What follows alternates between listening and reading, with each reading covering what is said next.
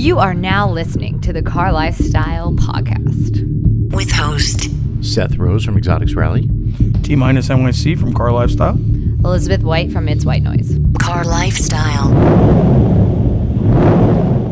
welcome back to the CarLifestyle Podcast. We are on location in Las Vegas, Nevada. I am here with my co-host T- from CarLifestyle. Yo. Elizabeth White from It's White Noise. Hey, guys. And with Alex Roy, Hey, guys. who is from The Drive. I do write a column at The Drive. At The Drive. And what other ventures are you involved in right now? I'm involved in the Drive show on NBC Sports, which actually this afternoon I'm hosting an episode about autonomous driving, the future of safety technology. That has become your specialty lately. Well, in light of all the activities that I've been involved in many years, including setting the Cannonball record cross country in multiple vehicle classes, and writing a book about the history of underground racing, like the Cannonball and U.S. Express, and participating in the Gumball and Bull Run rallies, and the Port Londino rally, and numerous other events. I'm, I guess, as I get older, curious to apply that energy to safety. What's the future of driving? So would you consider yourself the official historian of the Cannonball Run? I am not the official historian. The unofficial. There's no one person who knows the entire history. There is a filmmaker named Jiro Hoschek out of Germany whose father did the event, who currently has amassed more information about Cannonball history than anyone I've ever met.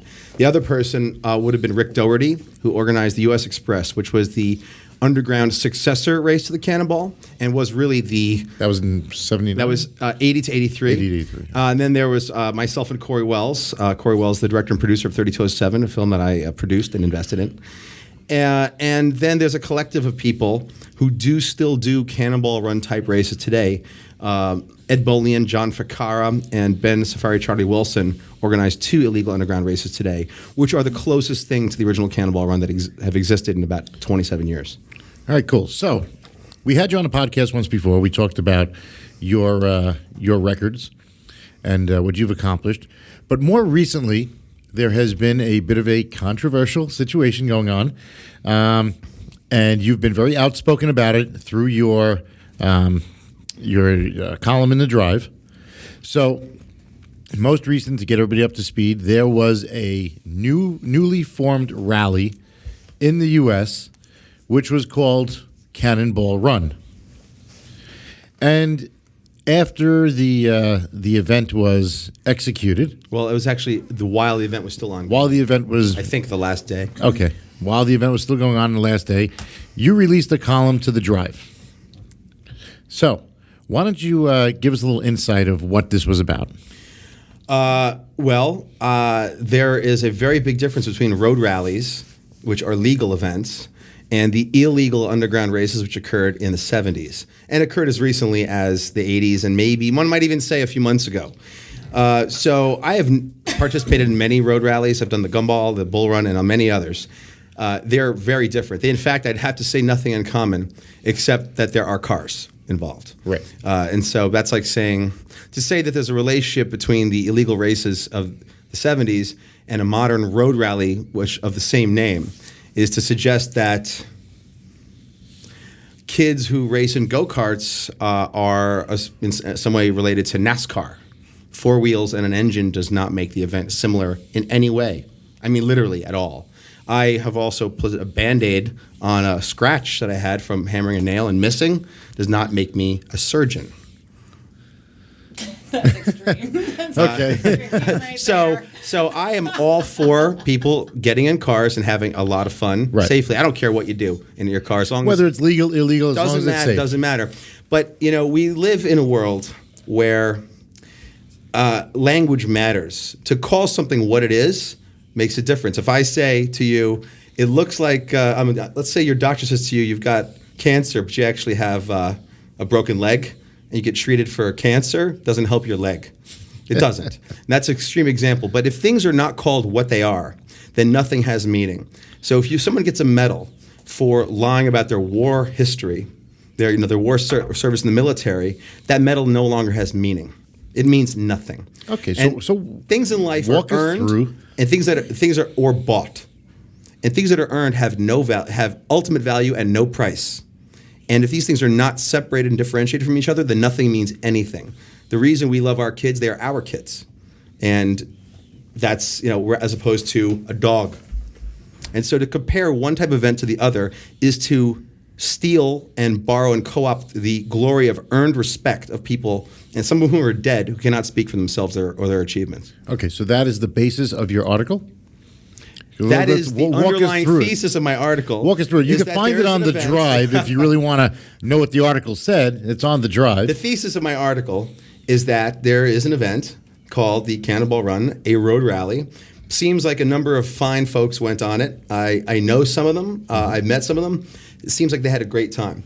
I object, and it is an opinion, to the use of the name, however legitimate or legal, it is what it is. I could go register the domain for Formula1.tv. Well, maybe I couldn't, but I could. I think it's already there. But I could register a variety of domains. I could register Cannonball Run or bullrun.ai or any number. Cool, Cannonball Run. Yeah, I could. By the way, I could have registered this domain for 12 years, but it would never have occurred to me because that's an event that's in the past. Also, I'm not interested in pretending to be something I'm not. My name is Alex Roy. I could also change my name legally to Seth Rose, and then start a podcast called CarLifestyle. And I could do that. Here's the thing about the world. Anything is possible if you put your mind to it, but not everything is necessary or in good taste. And many things are legal. Doesn't mean they are, again, wise. And who we are is more so determined by not only by our actions, but by our opinions about what actions and words mean. So basically you're saying that even though it's legal what they did, you're saying it's immoral. It's not an immoral thing at all. It's not even unethical. It's in bad taste.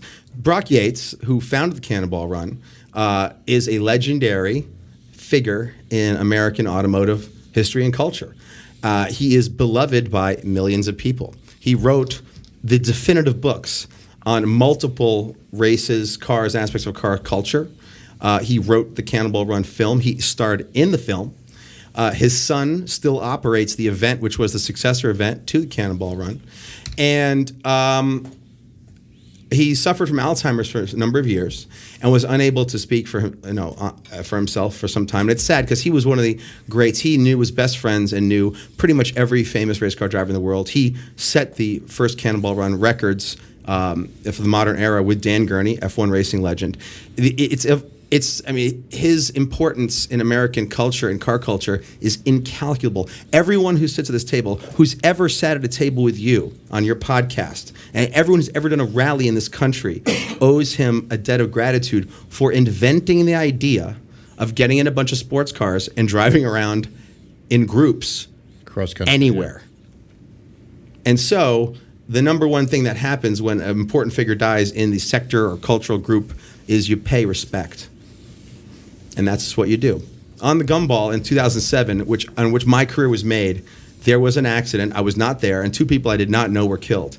And I really wanted to cross that finish line on a rally which had no meaning. It was vacation. We all know what rallies are. Right. At the end of the day, yeah. Okay. You're not standing up and getting 60 paid. or 70 people spent $100,000 each. Some of them I spent less to go on the Gumball across Europe. I shipped my car. I had a whole year I'd waited to do that event. And I very, very deliberately, I had a book coming out, and I wanted to be, in 2007, I had a fantasy I was going to be like the Jeremy Clarkson of American car shows. And after we learned about the deaths, my co-driver, Michael Ross, turned to me. And I was on the fence.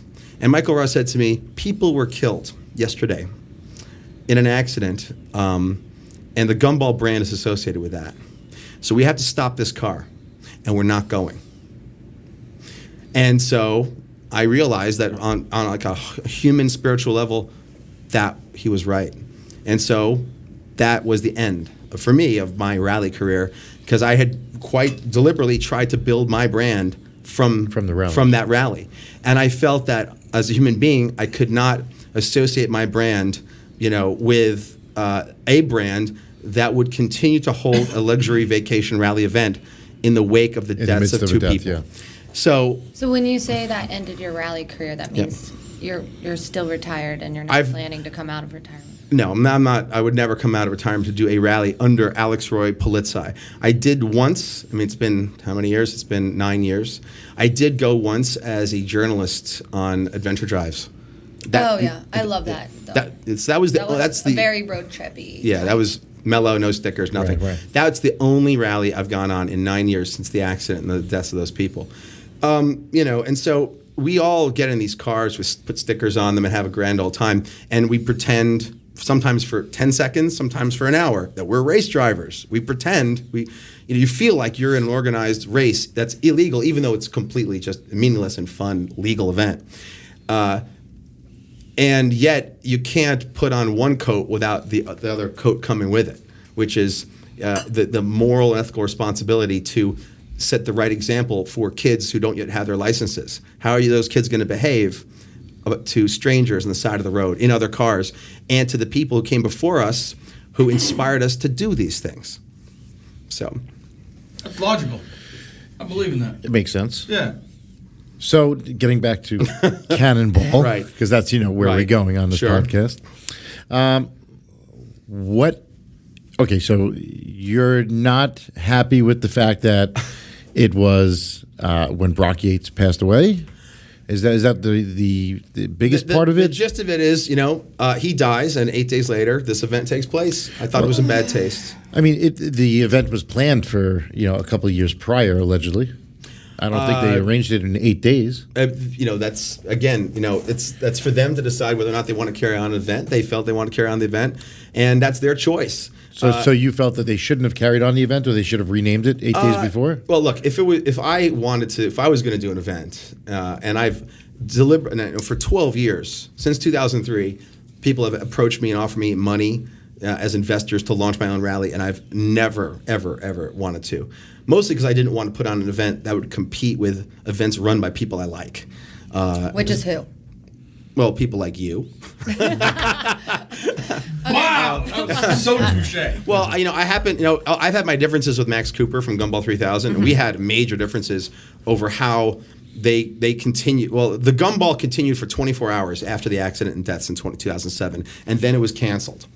And so I think he should have dropped it on the spot, but it took him 24 hours to cancel it. That event was also, which had something like 100 cars traveling across Europe, but people who shipped in their cars from all over the world. Right. That Spent event hundreds was of thousands of canceled within dollars, 27 hours after the accident. And as soon as, that's just what you do. I actually had a very good relationship with Andy Duncan and David Green from Bull Run. Those are really the primary events I've done. The Portofino, the Londino event, which was several years ago, was probably the best rally I've ever done, and I wanted to duplicate it, but I'm not going to steal their concept. So, my objection is not to the rally itself or the participants at all, but to the conflation of terminology. The word cannonball it's a confusing word, and it's a really important word in car culture because it's synonymous with driving really fast from one place to another. It's a noun for an event. It's also a verb, cannonballing, for doing, driving really fast. And then Cannonball Run itself is like a separate thing. It's an event which very clearly denotes illegal A to B, stopping for nothing but gas. That's what it means. Wait, Cannonball is Cannonball. a ball shot from a cannon. It was also the nickname of Erwin Baker, who drove cross country Cannonball 100 years Baker, ago. So you have on a motorcycle. So you have something like 7 or 8 iterations of the word as a noun or a verb or event, with and without quotes. Cannonball is one word or two. There's a lot of interpretation here, but there's no question that until 3 weeks ago, it meant the Cannonball Run phrase meant one thing. It was the original illegal cross-country A to B New York to LA race. I think I think most of the listeners are people in the U.S. Associate Cannonball Run with the movie Cannonball Run. Well, the history specifically, which depicts the original to run. be specific about the history, in 1971, Brock Yates who is one of the editors of Car and Driver, was in conversation with. Was he the editor at the time? I'm one of the editors at the Drive. No, I'm saying, was he an editor at Car and Driver at the time? And so he was talking to Dan Gurney and some other folks, and so he said, let's. The 55 mile per hour speed limit just come in. He was a very libertarian character. I mean, he was so you can call him conservative, you can't. He was libertarian, and he wanted to protest government encroachment.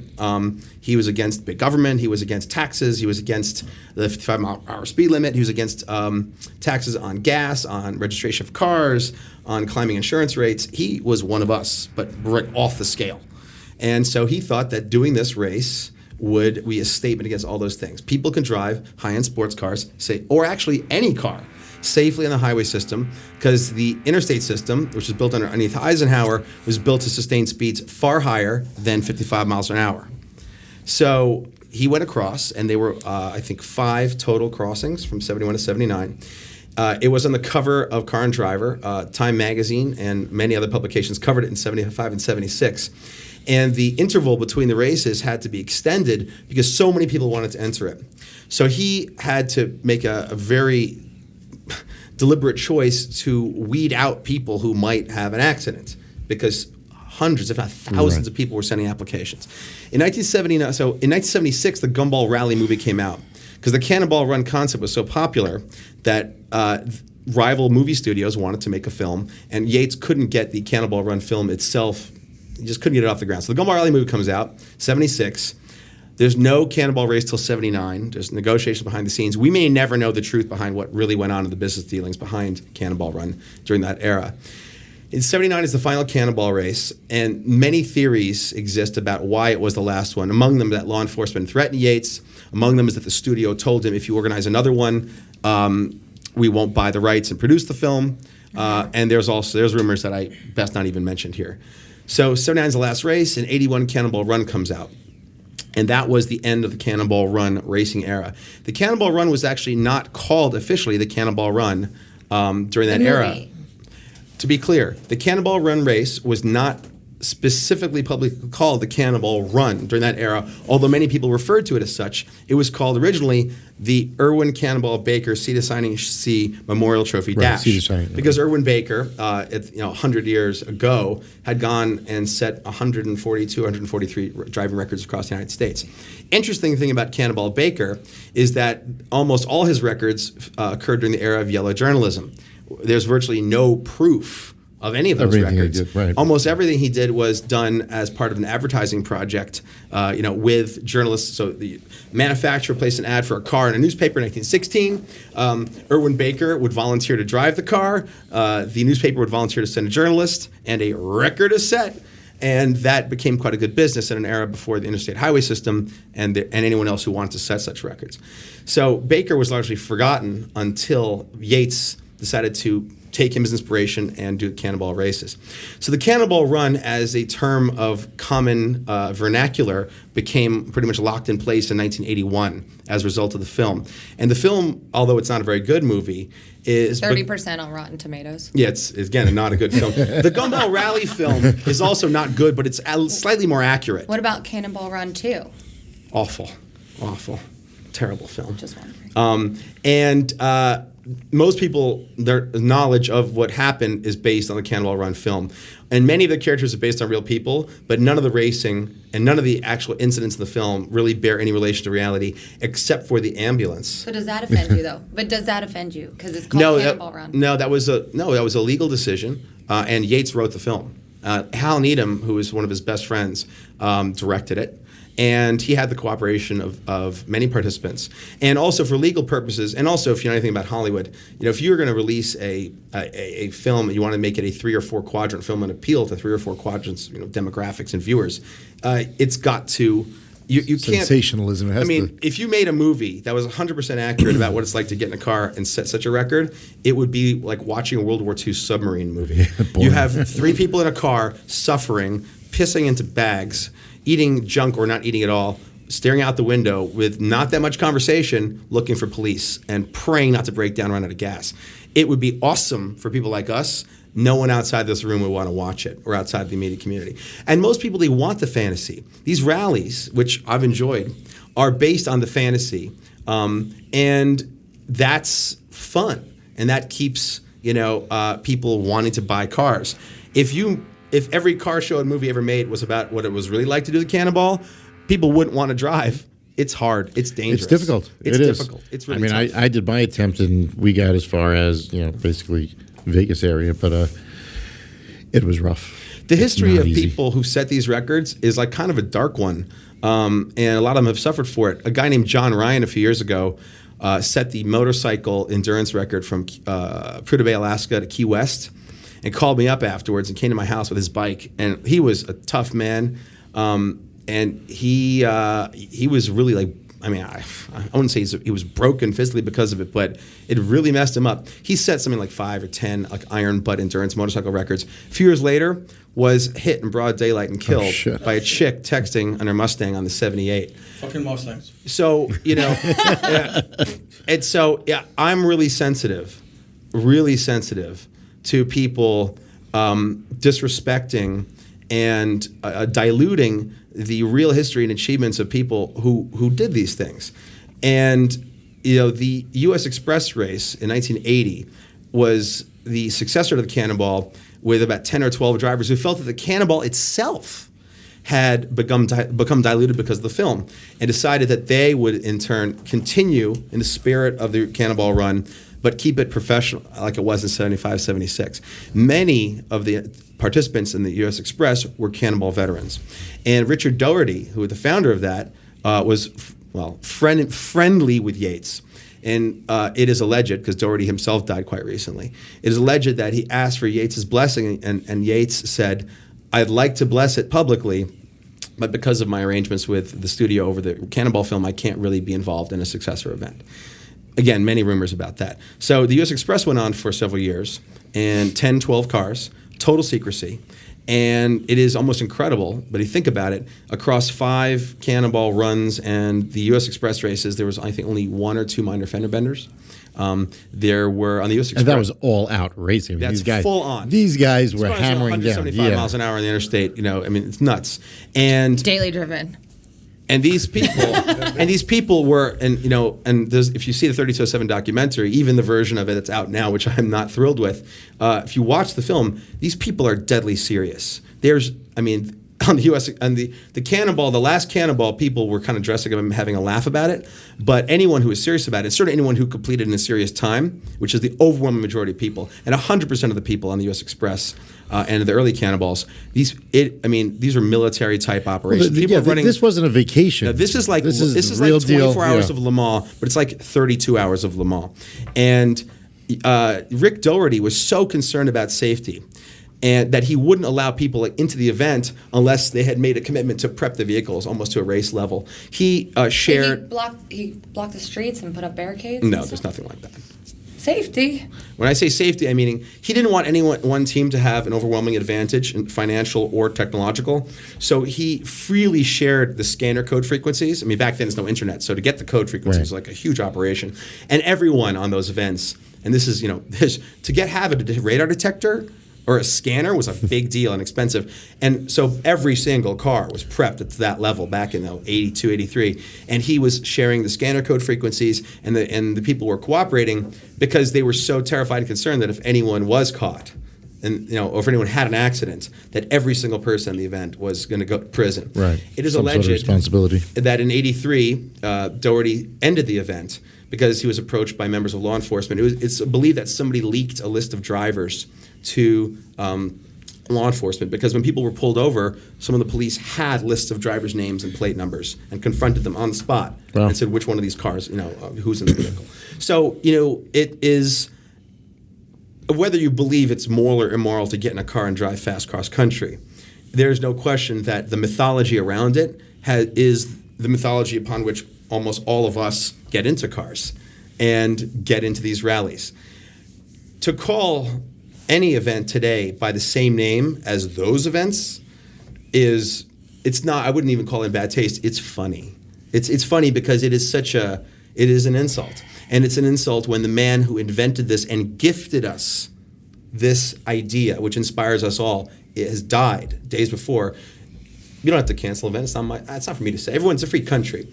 But the first thing you do is you put out a public statement and you make that the message. The message is, we were gifted this idea. We love cars partially because of him, and we drive in his honor. Let's all fly the flag high of Brock Yates and thank him for it.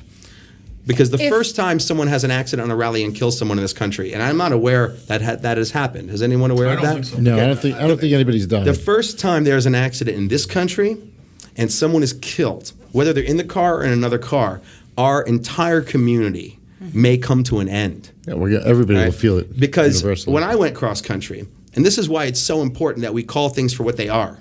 Because if some kid out there doesn't understand the true history of Cannonball and signs up to do the new Cannonball Run Rally, for example, and has an accident, that's really, really bad. Because everyone, including even who never did that event, is now going to be tainted for life. The whole culture, the movies that we thought were funny become unfunny.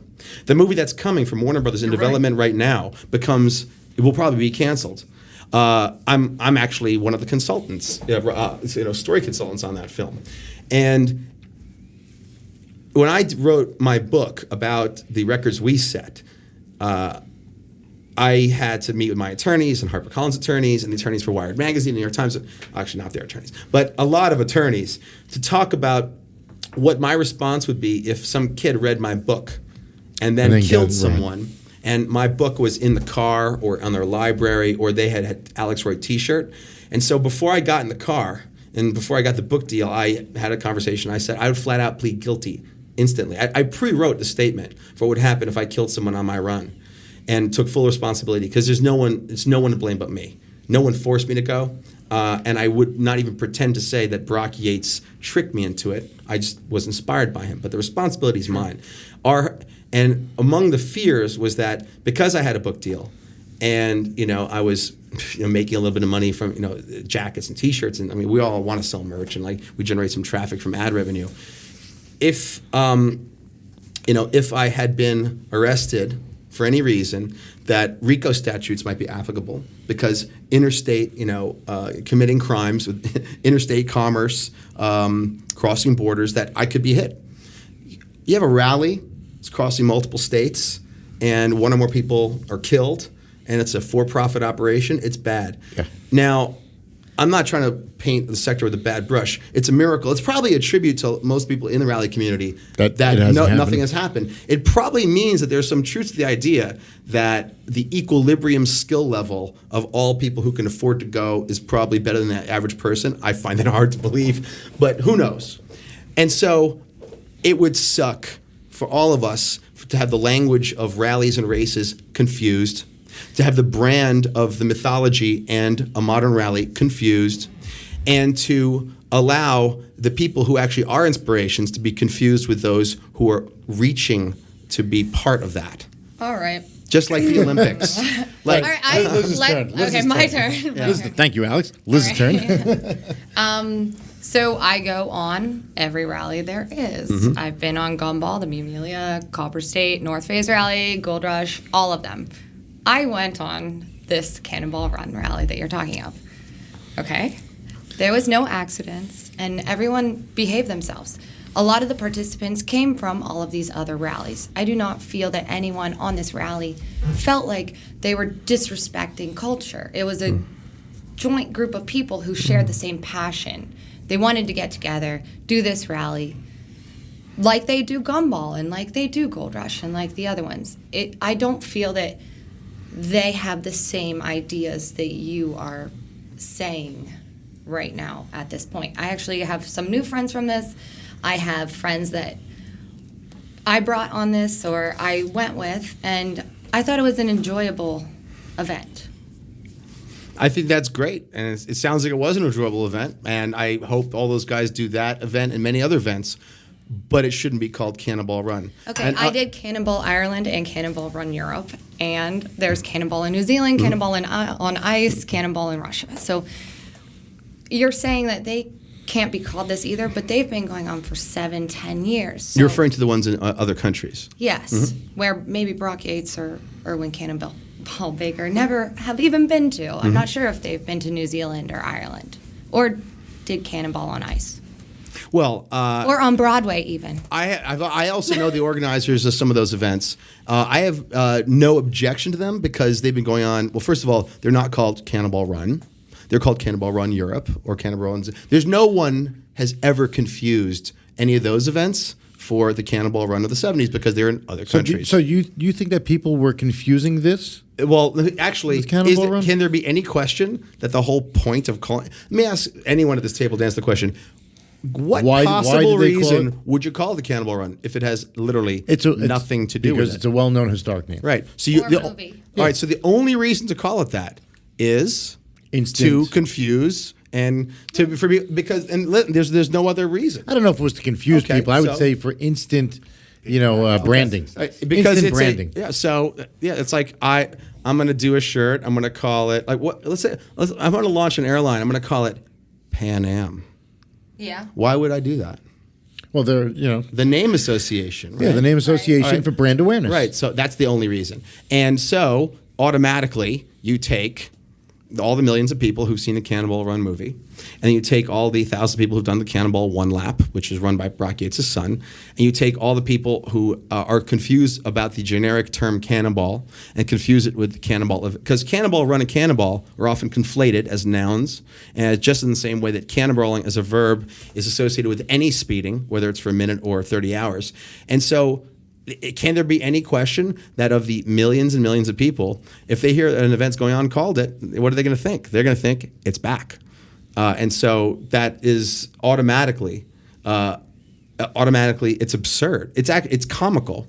And it's sad because... I mean, at a certain point, when I went to their website, it felt as though they were giving tribute to people that, from history. Well, it felt, except that at one time, Brock Yates was on the website, and then he was removed, which is weird. Don't know, I mean, not apparent exactly. Was that before or after his untimely passing? They removed him before, sometime in the summer. I forget the exact date, but you can go into Internet Time Machine and check the archive. And also, the language is... I was confused about the language, and people have asked me what it means. And I let people read the website and read it for themselves. To suggest that it's the oldest rally in existence is funny because Cannonball Run wasn't a rally. And Erwin Baker didn't do rallies. Right, it was a race. It was a race. And actually, he was alone. And So- nothing, it was illegal at the end of the day. It was it's all- illegal. And, I mean, let me put it this way. Imagine you go to a car meet. it almost sounds absurd to argue over something that's illegal. Yeah, so that's the thing. It's like a bunch of serial killers knife fighting in the dark, Right. For like a bag of marbles, So No, you shouldn't be selling cocaine. You should be selling heroin let me instead. Put it this It's way, I like the knife fight one. look, if you go to a Formula One race, you go to, imagine you go to a car show and there's a 60-year-old dude there who did all 5 Cannonball runs, who was part of that. Mm-hmm. And he shows up and he's wearing a T-shirt. Or he's not wearing a T-shirt. And then some guy shows up who's 20, he's wearing a Cannonball Run T-shirt. And he's like, yeah, man, I did the Cannonball. And there's a crowd of people. And that old man standing there who did 5, maybe 1, 2 of them. Maybe it's Dan Gurney himself. He's still alive. Yes. I know him. Yeah. Yes. Okay. So Dan Gurney walks into a room with a guy wearing a Cannonball Run T-shirt who's telling people about how he's a cannonballer. Does that make any sense? Because other than the fact that the event was called that, there's nothing. That kid has nothing in common with Dan Gurney except that one time he had some car keys in his hand, and so I played Little League Baseball. never did the major, never played the majors. But I'm just saying, you still played baseball. Yeah, but are you telling people when the kids go out and buy jerseys from sports teams, they go and tell people that they actually played in the World Series? It's So the Cannonball is the World Series of illegal racing? Yeah, of course it is. And so it's example after example. It's like I can carry a condom in my pocket. Doesn't mean I. Stop. Okay, Stop, it's seriously. like you can go down this road over and over. I pleasured myself to a Rocco movie. Doesn't mean I was on set. Okay, so participating. is that your biggest problem with it? I mean, because I know in your article, I know. Hold on. It's a cultural Hold crime, on. nothing else. Pause. I know that in your article, there were a lot of other things that you touched on, such as, flamboyant partying and wrapped vehicles and, things of that nature. And the way that people dress. Let's be clear. I dressed like a fake cop and a doctor and a disguises and doctored license plates. I've done it all. And so it would be a hypocrite to suggest I am opposed to any of those things. Of course not. In fact, those things are part of what make our community fun. Okay, but none of those things happened on the Cannonball in the winning cars. What? No, they did. They had liveries. They were inexpensive cars. Back up a second. I never said they didn't have liveries. What they had stickers. Well, let's back up. Fine. Let's be very specific about the language, because without specificity, okay, there was no. When you go on a car rally today, it is common, if not mandatory, to wear the sponsor stickers of the event. Correct? Yeah. Okay. Yes. On the Cannonball, that was not true. There was no mandatory sponsor stickering. No mandatory. Okay. And there were no event sponsors public because it was illegal. And no corporate sponsor in their right mind, would touch the event. Individual vehicles, of which they were on the events, if they wanted to wear individual vehicle tags, they could. The number of vehicles who did that was I think it was less than 7, although I have to check. Also, at the time, certainly in 1971, 72, the idea of Cannonball Run was new. No one had done it before. A race, organized, illegal, cross-country. So if you put your... Pilgrims? So if you put... to America? If you put stickers on your car, okay, chances are someone thought you were taking your car to the track for the day. That because cannonballing and rallies didn't exist. So... if you look at the universe of vehicles that participated in 75, in 76, 79, and I happen to have a large collection of pictures of these vehicles, most of which have never been seen, you will not see a sea of vehicles wearing common tags or sponsors. Certainly the word Cannonball Run or the event sticker, was not applied overnight on all the cars in the field. If anything, if you want to... It takes longer than one night to apply all If you want to... And besides, and let's be clear, since 1981... it is so widely known. The Cannonball Run is so famous since the movie came out that if you want to go cross-country on a Cannonball Run race today, an illegal race, there's not a single sticker on the side of your car because that is suicide. And I would know. Yes. So that was my first. So I don't object to the stickers. I object to the suggestion that the Cannonball Run was like the rallies in that it had event stickers, which is not true. So if they didn't use the stickers, you'd be happier. Let's keep going down the road. Okay. Yeah, on the Cannonball. The route as well. Okay. Plays a part. The point is, if you're going to do a tribute event to the Cannonball, okay, well, then tribute event or inspired by? But that's different. Well, explain to me, if you can, what elements of this, even one element, which is actually spiritually in any way similar to the original event. Ooh. Go ahead. The name. That's a good start. I think we should get them on to explain that because I'm not the person to spokesperson. Sure. But I do like the idea of the community he brought together to do something in the automotive. But every rally has a community. So community and cars are not similarities. They are overlapping coincidental aspects. Inspired by could only mean one thing. It could only mean, first of all, it has to be illegal. It has to be the same route.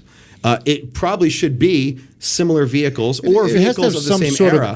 I would agree with the fact that it should have some sort of element. Yeah, and not all of them. And the best inspiration you could have would be a public statement of condolences, public, to the man who died, who inspired it 8 days before the event itself. And a really great example of inspiration would be if the man's son, who still runs the successor event, was invited, and if any of the veterans had been at the start or the end, wasn't invited either, so. Literally, Were you invited? Was I invited? Mm-hmm. What do you mean? Were you invited to the run? We had a conversation. I wasn't officially invited, I'm just asking. And I couldn't go because I had surgery and I couldn't drive at the time. So, but let me ask you this: do you think it's too late for them to do something? No, on the contrary. Look.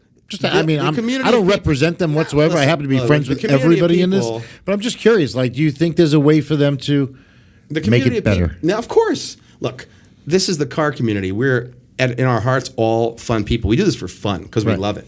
So logically, And also, the number of people who did this event overlaps enormously with people who've done other events. Most of these people involved are friends.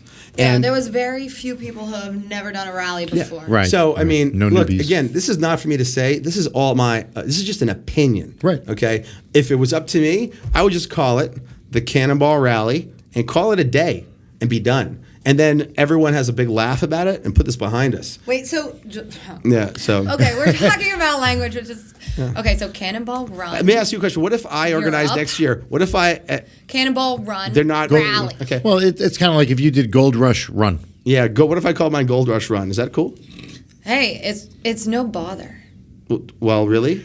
To you, maybe. To you, maybe. Okay, that's so let's and see. I don't disagree with that. I mean, you can ask people, but I mean... Well, I don't have to ask obviously people because you have millions of there's a people gum- who basically in agree. Canada, There's a wait, gumball in the Canada, States. somebody did the Bull Run Rally Canada. Yeah. Right, and then there's a gumball in the and they States were that's not Gumball pissed. 3000. Yeah, but guess what? It's the Motor City if Gumball, Max yeah. Cooper died, and 8 days later there was an event with the same name, I would have the same argument. Except Max Cooper and the Gumball are not as historically significant and meaningful because the Gumball was never it was Race, right. It was never, but it was never a cultural touchstone. It's a pop culture. It certainly is, but it's much younger, and I don't think it has the permanence and ethos of the Cannonball Run I itself. feel like saying in the future, like Kanye West didn't mean anything. No, I wouldn't say that because, Okay. well, first of all, it's I wouldn't doesn't mean I wouldn't say I'm knowledgeable enough about Kanye West's importance in the canon of Western music. But can anyone name a more important brand in automotive culture that is not a car company that is both a noun and a verb? I can't think of one. It's Cannonball Run. It's Brock Yates. And to pretend otherwise it can only mean that you're under the age of 30 and not sufficiently educated in American car culture, or that you deliberately want to pretend he never existed. I mean, I think that kids, not adults, would see Hoonigan. Yeah, they would. And if I launched Hoonigan, That's actually That's a good point. that's a great. I mean- valid point. That's an awesome and I point. didn't expect Yeah. her to come up with that. I couldn't come up with Okay, anything. so all right, so he dies. She's right, though. All right, so well, let's just say what's his name? Ken Block. Ken Block Come on. dies. Ken Block dies, and 8 days later, while his fans are in mourning, a bunch of people who never met him decide to put out a video called Hoonigan. Don't you think that'd be a little weird? I would think it'd be disrespectful. Yeah, that'd be pretty bad. Yeah. Pretty bad. Okay, so or in poor taste. Yeah, in bad taste. Yes. So all right. I know, but But- again, I don't think it was intended that way, and I think it was planned. Well, obviously, So what if it's they didn't know that he planned? was. They did not know that he was going to die. Yeah. Yeah, I don't think that we knew that. Actually, this means he was in a hospice with Alzheimer's suffering for quite For a a long long time. It was expected Let me- that let- sooner or let me later ask he you was this. going to die. What was the I plan? mean, everyone dies sometimes. But let me ask So you we- this: oh, so what do in you other think words- Brock Yates would have said about this? I know what he would have said about. Well, we know what he would have said because we have quotations from his book that he resented the plagiarism and I forget the exact wording of an idea that he had nurtured and tried to protect. And if you go and buy a copy of his book called Cannonball, written in 2002, which is the only book written by him on the topic, you can read and quote from him. He actually said that he resented and objected to all copycat events. It was only in later years, right after 2000, I reached out to him and a few other people, and he wouldn't answer my direct email. But people we know in common told me that he objected to people doing things that might kill someone and taint the history and mythology, that such things shouldn't be done legally or illegally.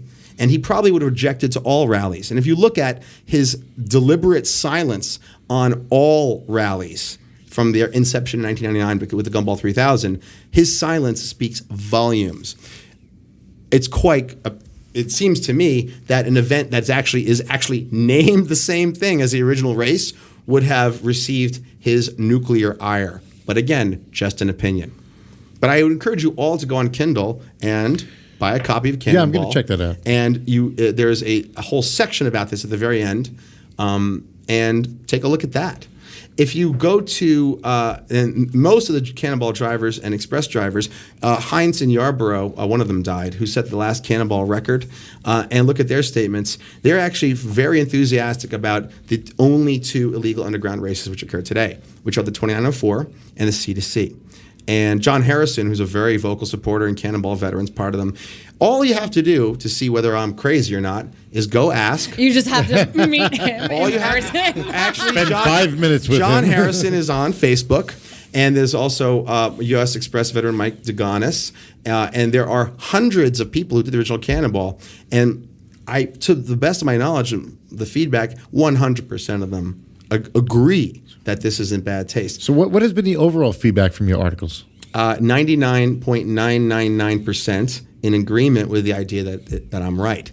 Okay. But I think what we're missing here is that when the younger generations come up, they don't like. If I'm big in hip hop, and if I talk to somebody under 20 about hip hop and who's the dopest rapper of all time, they won't say anybody on my top 5 list because they don't even know. And it boggles me that they don't look into the history of the shit they like. Yeah. But nobody young really gives a fuck. So that's what I'm saying. Like, I think that not to defend anybody, that's naming their rally after somebody else, whatever. I think it's just it's like the magic of a rally. It's not about the history. It's not about. I mean, you bring up really, really, really valid points, and I agree with a lot of them. But I don't think that people. I think that society's ever changing, and less people give a shit about historic things in general. I think that's true, which you've pretty much basically addressed Elizabeth's comment, which is what you just defined. The new event is not inspired by it because it's not about the history. It's not associated with the history in any way. She's basically saying like they're not trying to diss Brock Yates or the idea behind the Cannonball or this and that. You're saying like this is what Cannonball is about. How did they not know? Why wouldn't they pay tribute? Yeah. And and why are they continually now kind of fighting me on this or whatever the deal is? Oh, I don't think they're fighting me. I think they're just running up against a tide of history. And I think what's really going to happen is probably some of these guys are going to wear their T-shirts, and then they are going to grow up, like I grew up, and then they're going to go to an event, and they're going to tell stories about this awesome rally they did, because it sounds like it was pretty fun. And then someone there is going to have done the real one. And then there's going to be a conversation, and someone's going to be very embarrassed and say, I loved that rally. It was a great time. The Cannonball Run was awesome, but this T-shirt is not something I want to wear around people who climb Mount Everest when I, ran up a hill. No, I feel you on Do that. you think it's because they did not know the history? I can't spell. I don't know. Can I just say something? I'm a lot younger than you. Yeah. Well, but you're an amazingly funny and wise, and you also know actually a lot more history than most people ever will. So. But I do find it interesting when you can say, oh my gosh, these people should have known, Brock Yates, all this stuff, and then the next thing in your article is who Brock Yates is. So if I'm already supposed to know, why did you even need to tell me? Because in the news business, and in the opinion business, and in the media business, when someone reads an article, they may not know the full history. But you're telling me I already did. Okay, but here's the thing. I am not a seer or oracle, so I cannot say for sure as a writer that 100% of the potential audience on the planet who speaks English will be aware of who Brock Yates is. So in order to establish an opinion-based argument, one has to at least place some facts as context in order to understand as the argument unfolds. So, I get that. and then layer on I get what you're 200% saying. of the opinion I get necessary. what you're saying, Okay, so let me ask you a question. Can you tell me anything about Teddy Roosevelt's foreign policy? I can Google it. Okay, but you're aware he was president. Yes. Okay, so an article about Teddy Roosevelt would likely have to have some facts about his foreign policy in order to discuss his association with our decisions today. But again, everything on Google isn't right, and you can write anything on the internet True. and change it the next day. One could, but you can go to Wikipedia and check the article history. Yes, you can do that So, too. But most just people because won't. it's on the internet doesn't mean it's true. And you can also create a website for an event, which is of the same name as an old event, and then delete things and look at the Internet Wayback Machine You know what, you can deletion history. That's the beauty of being in America and in our culture and society today. You can pretty much do whatever you want. Well, the best thing about this story is that Brock Yates' son is still alive and running a successful event. What's his name? Brock Yates Jr. Jr., yeah. And he's on Facebook. He does an event every year. Thousands of people have done it. and including many famous race car drivers and many veterans of the Cannonball, and that even if I was hit by a car tomorrow, that this feeling is not mine alone. And I hope that for the sake of things more important than the Cannonball, because mind you, at the end of the day, what we're really talking about is a decadent privilege of us making, being able to afford choices, even people who've made sacrifices like Damon. The fact that we can go on rallies alone at all is a luxury. The fact that we can go on illegal races is a foolish luxury. There are many more important things that we could be debating in the world, but one thing remains true. If we do not have respect for the people who've inspired us and the people who came before us, then nothing means anything. And there are people, I was in many ways a coward most of my life until I decided I was going to get in a car and do something not for money. I've never developed a meaningful career, and certainly not a profitable one, around any of the activities I've done in cars. I've tried. It's tough. It's very tough. But at the end of the day, I did not go out and sell out the way my inner demons wanted me to. And one of the things I could have gone and done is written a book called Cannonball Bum, which I wanted to, which is about my fall from grace and drinking and smoking in hard years after I drank my own Kool-Aid, or gone out and registered Gumball Rally and then tried to organize an event, or Cannonball Run as an event. Because once I met Brock Yates Jr. and a lot of other people involved, actually, it's a whole other story, I realized, I'd rather be part of the history than fight it. And I'm not interested in pretending to be something I'm not. Like me or not, I'm just who I am. Yeah. Like everyone at this table, especially you, T-minus. Thank you, sir. Thank you. I appreciate that, man. And so, all one has to do to be part of Cannonball history, literally, you don't need to spend any money. All you got to do is show up in a beater with a map once or twice a year. And have the balls to do it. Yeah. That's the most important. 3 weeks ago, a couple weeks before the Cannonball Run Rally, I had dinner with all the guys going to C2C. And John Harrison, Cannonball veteran, was there, master of ceremonies, and we all had a cheap-ass dinner. We booked our own they booked their own hotels, and they drove cross-country. And everyone at that table is part of Cannonball history and directly connected by human beings who were in the car back in '79. And it was kind of a beautiful event, and I was incredibly jealous about not being able to go because of my shoulder surgery. And these guys will go every single year. And they go in cars built before '79 to honor, inspired by the original, by going in cars of that era. And there's the other one, the 2904, which is cars under $2,900. And if I was going to organize an event, it would be $2,904. $2,900. I would go across country. If you really want to be inspired by a real inspiration, that's like let me tell you, hardcore. The best rally in the world, which no one's done yet. And if Cannonball Run wants to be, actually, in my opinion, what they should do, if they want to keep the name the same, what they should do is they should do the exact same route to Havana next year, but the cars must be pre-'79, paper maps, no cell phones, period correct. No one would do that. Yeah, but if they did a period, I mean, there are rallies for this. The Colorado Grand, the Copper State 1000. Yeah. I mean, there are to each their own. To each their own. Yeah, with their own brand. Is in the winter. I think that's great. He's saying though without the name though. Here's the thing. I mean, but that's when you talk about inspired by. What does the word inspire mean? I mean, let's look up the Latin derivation and be really specific about what inspired by means. It doesn't mean using the same name. It means inspired by. The suffix is spired, spirit of. So there has to be an association more than a name. Because the difference between, if you look up the difference between signified and signifier, two different things. And without understanding of that, words have no meaning and nothing means anything. Otherwise, a Ferrari kit car is a Ferrari. Otherwise, people pass off Shelby's is... Okay. Yeah. And someone who bought one and found that it was a kit would be pretty upset, right? Yeah, they would be. Yeah.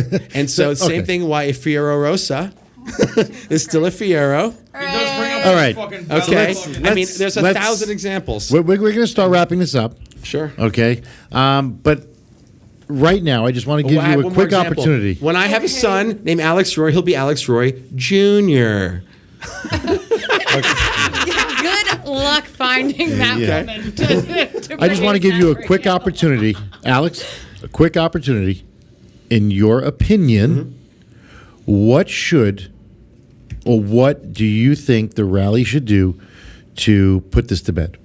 Well, could do. I mean, who knows? Could do or should do, in your opinion. Call it Cannonball Rally, and let's all have a party.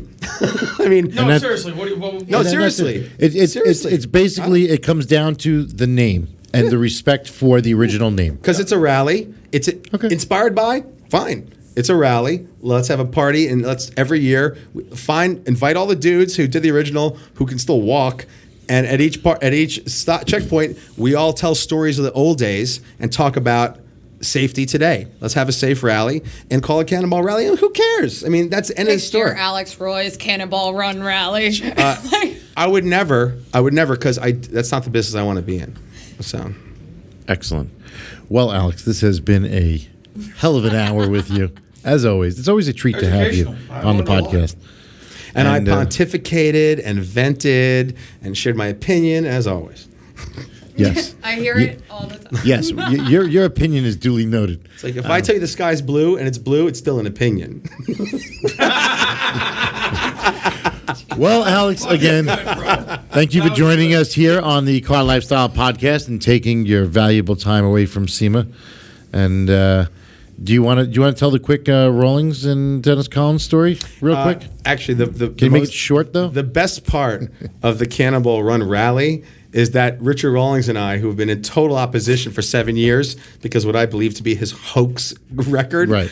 Yesterday he was here. He avoided me. Collins was here, and I looked at him, and I realized that he and I were kin. because this event, this rally, has actually brought Rawlings and Collins and I closer together. Because whether or not he has That was a motive. whether or not he has all the evidence or records or video, one thing's for sure. That guy who's An enemy of the enemy is my friend. well, I wouldn't say we're frenemies, but at the end of the day, that guy got in a car and did this, and he, like myself, is quite the self-promoter. And he could have organized an event, and he never did.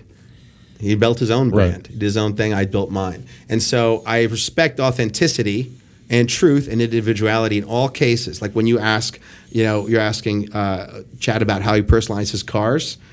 Yeah, that's who he is however the configuration was that. But if I buy the identical car to you and drive it around your neighborhood, and then I make a website doing videos, and then I tell people, oh, that woman over there, the 3 daughters, those are mine. It's a little weird. It's a little weird. A little over the top. Okay. Well, thank you, and Alex Rawlings Roy. never did that. So Alex, real quick, where can everybody find you online? Alex Roy 144 on all platforms. There you go. What is the 144? 144 was the number given to me on the first gumball where they had artificially high numbers to pretend they had 144 cars in the rally. I was 111 one year. It was awesome. All right, and so that number stuck. Maximilian, where you at? All right, so we're going to wrap this up. Again, thank you for listening. Check out our other podcasts. Download them for free. And we will see you all soon.